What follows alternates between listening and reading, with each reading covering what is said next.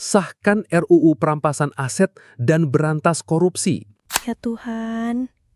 Jadi dia cuma korban yang salah waktu dan salah tempat. Dia cuma seorang anak yang lagi berjuang buat keluarganya. Mendengar latar belakangnya aja udah bikin sesek, Bal. Gimana ceritanya seorang anak yang lagi berjuang sekeras itu bisa berakhir tragis di bawah roda kendaraan aparat? Kejadian sebrutal ini, apa yang terjadi, Bal? Apa respon dari pihak kepolisian, dari perusahaan ojolnya? Pasti semua orang menuntut keadilan, kan?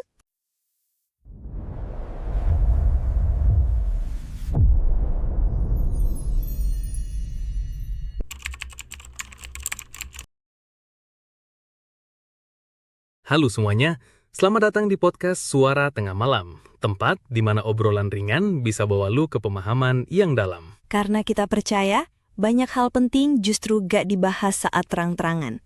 Gue Kinara. Dan gue, Iqbal. Malam ini hati kami berdua terasa berat.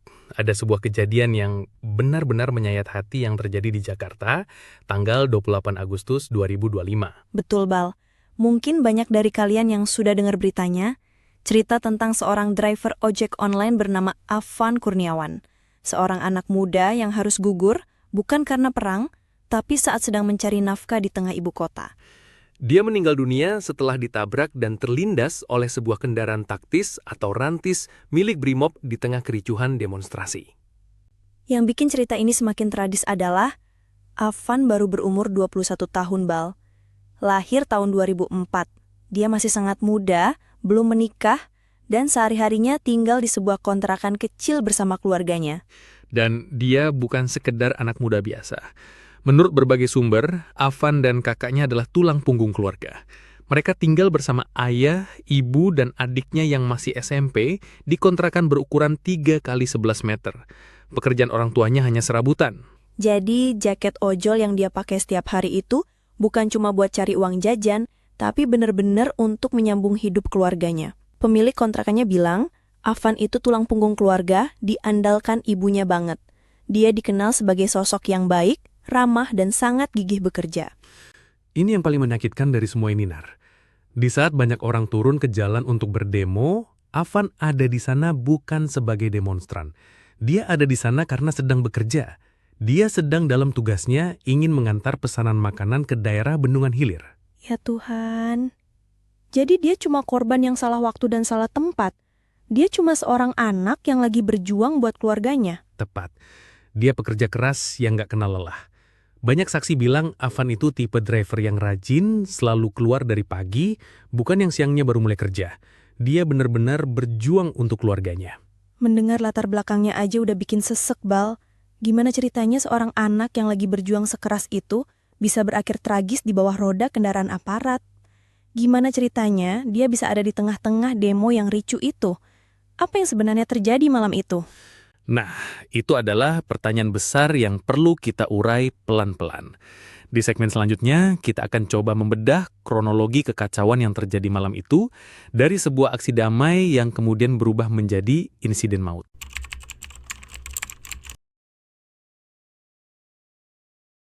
Oke, di segmen pertama tadi kita sudah mengenal sosok Afan Kurniawan, seorang pekerja keras yang menjadi tulang punggung keluarga. Tadi lo bertanya, Nar, bagaimana dia bisa berada di tengah kekacauan itu? Iya, Bal. Karena yang gue tahu dia kan sedang bekerja, bukan ikut demo. Betul. Jadi, semua ini berawal dari demonstrasi yang diadakan di Jakarta pada hari Kamis 28 Agustus 2025. Awalnya, sejak pukul 10 pagi, aksi ini digelar secara damai oleh para buruh di depan gedung DPR MPR RI. Jumlahnya sangat banyak. Kalau dilihat dari atas, itu udah seperti lautan semut. Itu demo buruh yang menuntut soal upah dan outsourcing itu, kan? Tepat. Sekitar pukul 4 sore, massa buruh sebenarnya sudah mulai membubarkan diri. Namun, selang beberapa waktu, muncul lagi aksi serupa di lokasi yang sama, tapi kali ini digelar oleh para mahasiswa dan masyarakat lain. Nah, disinilah situasinya mulai berubah. Berubah gimana? Demonstrasi gelombang kedua ini sempat ricuh, lalu terkendali lagi. Bahkan ada momen dramatis di mana massa dan aparat sempat berfoto bersama dan berpelukan. Tapi suasana damai itu nggak berlangsung lama. Tiba-tiba, bentrokan antara massa dan aparat pecah lagi, dan tidak diketahui apa pemicu pastinya. Jadi situasinya sangat cair dan tidak terduga ya malam itu? Sangat. Menurut saksi mata, peristiwa yang menimpa almarhum Afan terjadi sekitar pukul 8:30 malam.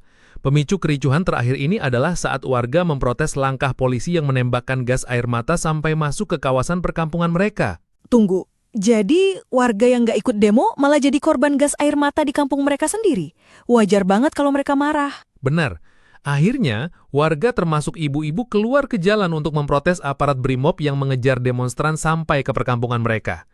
Di tengah situasi tegang itu, salah satu mobil rantis BRIMOB tiba-tiba melaju ke arah kerumunan, membuat massa panik dan berlarian. Dan Afan ada di sana saat itu? Iya, saat itu Afan sedang dalam perjalanan mengantarkan makanan ke daerah Bendungan Ilir. Karena kericuhan dan macet, dia berhenti dan mencoba menyeberangi jalan dengan berjalan kaki untuk mencari jalan lain. Naas, saat dia menyeberang di tengah kerumunan yang berlarian, dia terpeleset dan jatuh. Iya Tuhan. Dan di saat itulah kendaraan rantis milik BRIMOB melaju dengan cepat, menerobos massa, lalu menabrak dan melindas Afan yang masih berada di tengah jalan. Ngeri. Itu benar-benar kecelakaan yang mengerikan. Tapi bagian yang paling menyayat hati dan memicu kemarahan publik adalah apa yang terjadi setelahnya. Berdasarkan video yang beredar, setelah menabrak Afan, mobil rantis itu sempat berhenti sejenak. Orang-orang langsung berteriak histeris dan mendekati mobil untuk mencoba menyelamatkan korban. Namun, kendaraan tersebut tiba-tiba tancap gas lagi melaju sembari menyeret tubuh Afan beberapa meter. Astaga, jadi udah nabrak, berhenti, terus ngegas lagi? Apa alasannya? Ada beberapa spekulasi. Yang paling umum adalah sopirnya panik karena dikerumuni oleh banyak orang dan takut diserang. Tapi ada juga saksi mata yang merasa laju mobil itu tidak terkendali dan seolah sengaja ugal-ugalan. Setelah kejadian sebrutal ini, apa yang terjadi, Bal? Apa respon dari pihak kepolisian, dari perusahaan ojolnya? Pasti semua orang menuntut keadilan, kan? Tentu. Dan respon yang datang dari berbagai pihak setelahnya itu menjadi babak baru dari tragedi ini. Itu yang akan kita bahas di segmen selanjutnya.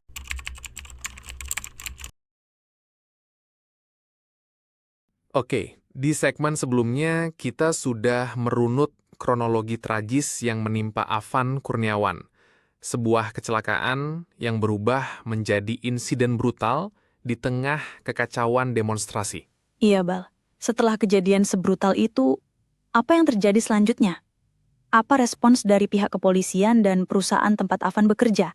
Pasti semua orang menuntut keadilan, kan? Betul, respons yang datang cukup cepat.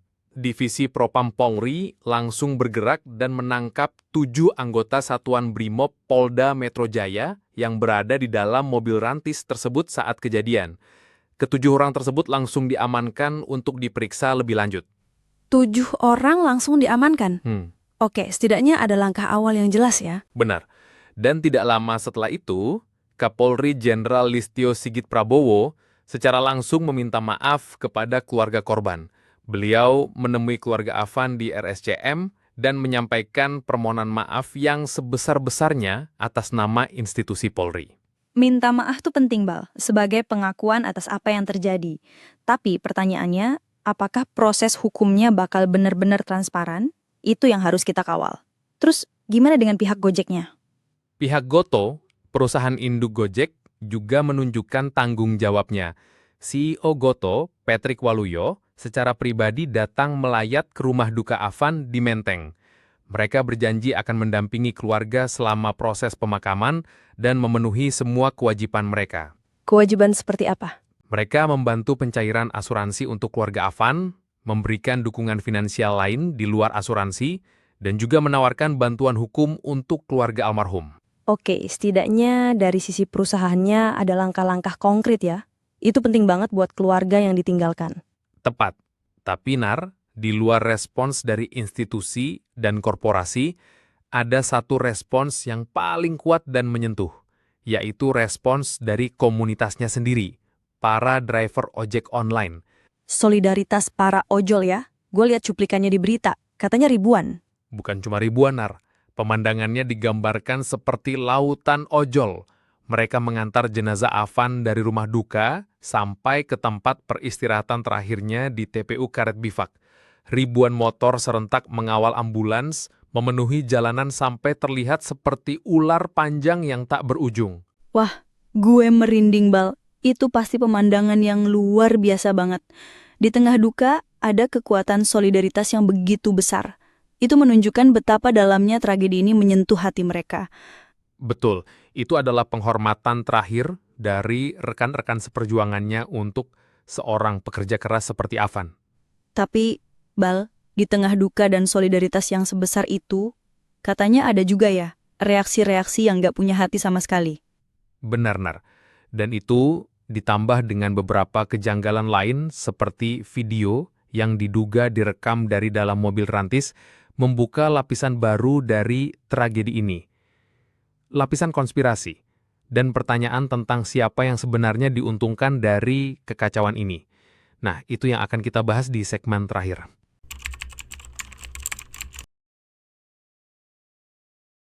Oke, di segmen sebelumnya kita sudah membahas bagaimana negara, korporasi, dan komunitas ojol merespons tragedi yang menimpa Afan Kurniawan.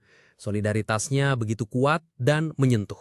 Iya, Bal. Tapi tadi lo bilang di tengah duka dan solidaritas yang sebesar itu, ada juga reaksi-reaksi yang nggak punya hati sama sekali. Betul, Nar. Ternyata tidak semua manusia punya empati. Sempat viral sebuah rekaman suara dari seorang netizen perempuan yang isinya menghina Afan dan para ojol yang ikut demo. Dia dengan ketus bilang para ojol seharusnya fokus cari nafkah saja, tidak usah ikut demo, lalu diakhiri dengan kalimat, "Matikan lu." Gila, di tengah suasana duka kayak gitu, ada orang yang tega ngomong serendah itu. Nggak punya empati sama sekali. Tepat. Walaupun perempuan tersebut akhirnya meminta maaf setelah videonya tersebar luas, ini menunjukkan ada sisi gelap dari masyarakat kita. Tapi ada hal lain yang lebih meresahkan dari sekedar komentar jahat, yaitu sebuah video kontroversial yang kabarnya direkam dari dalam mobil rantis. Maksudnya direkam oleh anggota yang ada di dalam saat kejadian? Kabarnya begitu. Tentu kita harus skeptis ya, karena sekarang ada AI dan video lama bisa saja dikaitkan dengan kejadian sekarang. Tapi di dalam video yang tersebar itu, terdengar ada percakapan yang berisi perintah untuk menabrak. Merinding banget kalau itu beneran, Bal. Berarti ini bukan lagi soal panik karena dikerumuni massa, tapi ada unsur kesengajaan. Itulah yang membuat banyak orang berspekulasi. Video ini kemudian dikaitkan dengan sebuah teori politik bahwa kericuhan ini adalah pengalihan fokus atau pengalihan isu. Pengalihan isu dari apa? Dari target demo yang sesungguhnya. Kalau kita lihat, sasaran demo para buruh dan mahasiswa kemarin itu sesungguhnya adalah DPR, bukan Polri. Mereka memprotes Undang-Undang Cipta Kerja yang dibuat oleh DPR dan juga RUU Polri yang akan menjadikan Polri lembaga super body yang juga diproses oleh DPR.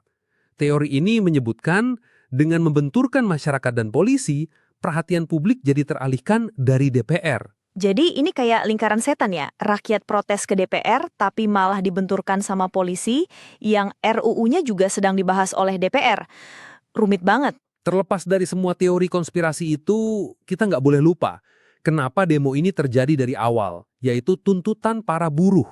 Ada 6 tuntutan utama yang mereka bawa. Apa aja tuh tuntutannya? Di antaranya, mereka meminta untuk menghapus sistem outsourcing dan menolak upah murah. Mereka juga menuntut agar perusahaan tidak sembarangan melakukan PHK. Selain itu, mereka meminta reformasi pajak perburuhan seperti menaikkan PTKP dan menghapus pajak untuk pesangon dan THR. Dan yang terakhir, tuntutan yang mungkin jadi harapan kita semua, sahkan RUU perampasan aset dan berantas korupsi. Tuntutan yang sangat mendasar dan manusiawi. Dan Afan yang merupakan bagian dari kelas pekerja itu justru menjadi korban saat sedang berjuang untuk hal yang sama, yaitu mencari nafkah. Tepat. Pada akhirnya, terlepas dari siapa yang salah atau apa agenda di baliknya, yang pasti adalah sebuah nyawa anak muda pekerja keras telah hilang. Kematian Afan menjadi pengingat yang menyakitkan tentang betapa mahalnya harga sebuah keadilan sosial di negeri ini. Tragedi Afan Kurniawan bukan cuma cerita tentang kecelakaan, tapi cerminan dari banyak masalah besar di negara kita. Semoga tidak ada lagi Afan-Afan lainnya. Dan semoga perjuangannya untuk keluarga menjadi inspirasi bagi kita semua.